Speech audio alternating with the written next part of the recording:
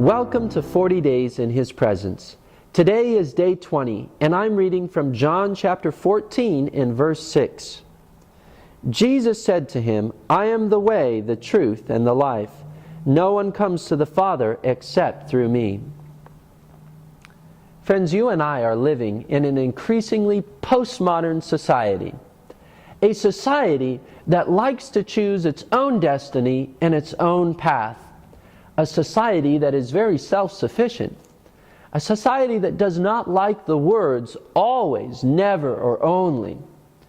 Because absolutes like always, never, or only can infringe on our personal space, can tell us what to do. If you're walking down a hallway and you see a door with a big sign that says, "Never open this door," human nature wants to do what? Well, we want to know what's behind the door. We want to open that door. We don't like words like always or never. They keep us from going down paths that we want to go down. But the problem is that although we live in a society that is postmodern and does not like absolutes, we live in a world that is filled with absolutes. Think of the chemical compound H2O, or water. Friends, water is always 2 hydrogen and 1 oxygen. It will never be anything other than 2 hydrogen or 1 oxygen. It's pretty absolute. So we live in a world that is filled with absolutes, and we live in a culture that does not like absolutes. And it gets even worse when moral absolutes, or absolutes that delve into the area of religion or a person's destiny, are played into factor. People get really uncomfortable when you share with them how they're going to get to heaven, or say that there's only one path to God. Most people, or many in our society, like the idea that there are many paths to the top of the mountain. But Jesus shares with us a very different, a very exclusive idea in John chapter 14 and verse 6, and this is what it says. Jesus said to him, "I am the way, the truth, and the life. No one comes to the Father except through me." This is probably one of the most exclusive verses in all the Bible.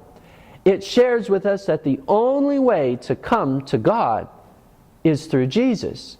The only way to come to the truth is through Jesus. And the only way to come to eternal life is through Jesus.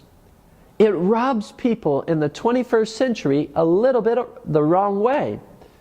But we can understand this verse more fully as we continue to study other verses in the Bible, like Colossians chapter 1 and verse 15, and this is what it says.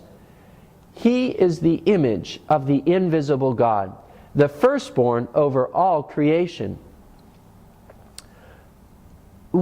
How would you know what something invisible looks like, friends? Well, you may say to me, well, it's impossible to know what something invisible looks like. Well, consider somebody who has died. They've been dead for quite some time now. How would you know what somebody who died a long time ago looked like if you couldn't see them today? In essence, it's kind of like they're invisible. Well, the only way that you would know is if somebody happened to have made a painting, or if somebody had happened to have taken a picture. If there were a visible image that existed today, you would know what the invisible looked like. And friends, the Bible tells us that the visible image of God is Jesus. Jesus is how we know what God looks like. And not only is Jesus the visible image of God, Jesus is the exact identical copy of God. In John chapter 14, one of Jesus' disciples said to him, "Jesus, please show us the Father, and it will be sufficient for us." Essentially, the disciple was saying, if we can see God, we'll be okay. So show us the Father, show us who God is, and it will be sufficient for us.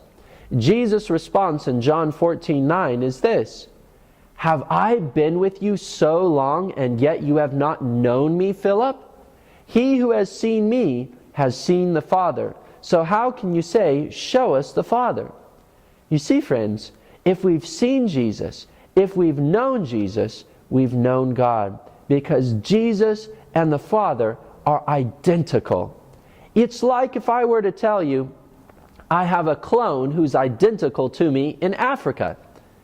We're separated by distance, but we're so identical that we have the same thoughts at the same time. We say the same thing at the same time. We look exactly alike.